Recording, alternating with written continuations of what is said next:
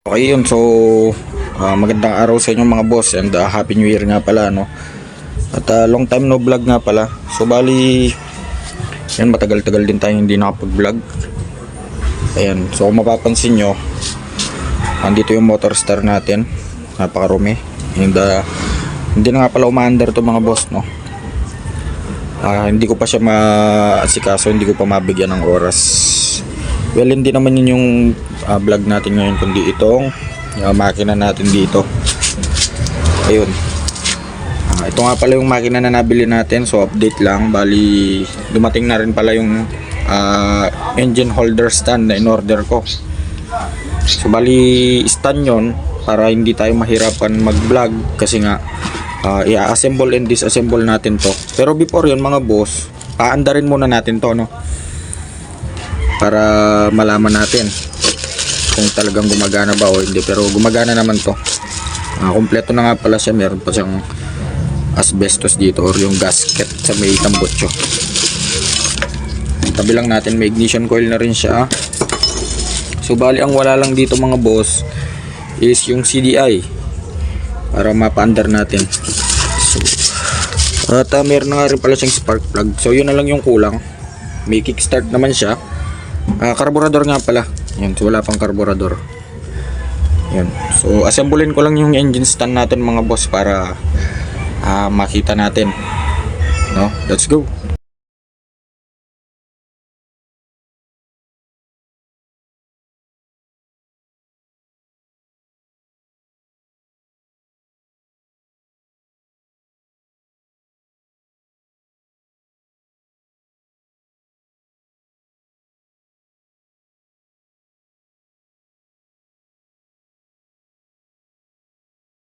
Boss, bali na assemble na natin yung engine stand na binili natin sa Shopee. And na assemble ko na rin pala yung makina. So bali hindi na tayo mahihirapan magturo mga boss, kasi open na yung engine natin. Hindi yan. Rusi 100 nga pala ito mga boss. Brand new natin nabili. Ayan, so ayan yung kabuong itsura nya. So nandito pa yung mga ibang gamit niya, yung cover sa may part ng engine sprocket. Yan, so bali ayan siya mga boss. Yan, may access na tayo lahat kapag inassemble at dinisassemble natin to.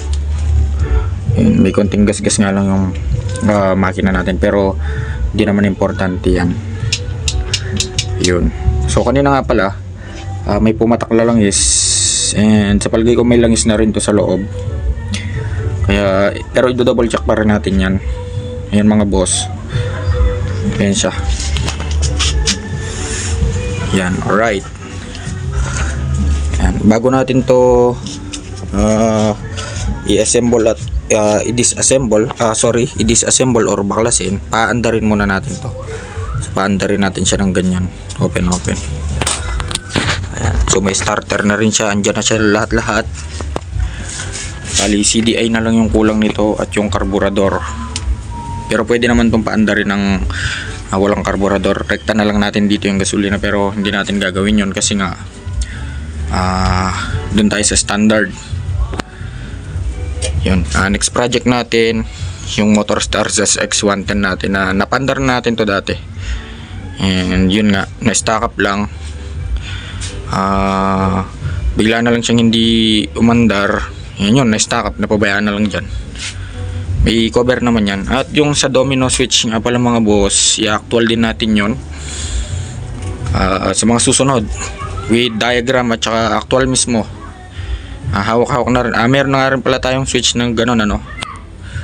Ayun, abang-abang lang mga boss. At bibili pa nga pala ako ng isang makina, yung ano bang tawag dito, yung nakatayo naman, like TMX 125 ganon, yung sa mga Rusi 125 na declutch. Yan, hindi lang kasi ganitong uri yung makina meron tayong nakahiga at meron tayong nakatayo.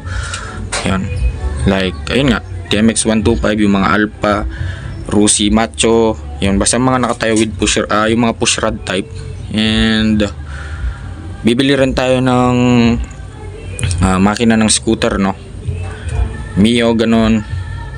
Kung magkakaroon tayo ng chance, di ba? Para makapag-tutorial tayo ng maigi at maayos. Yun mga boss. Sa harness, napakadali lang naman ang harness. Yun. Nagtuturo tayo ng diagram. Napakadali na lang kapag nasundan nyo yung mga diagram natin. Pero ituturo din natin yan sa mga susunod in the future. Yung mga boss. So bali hanggang dito na lang muna siguro. Yan. Happy New Year mga boss.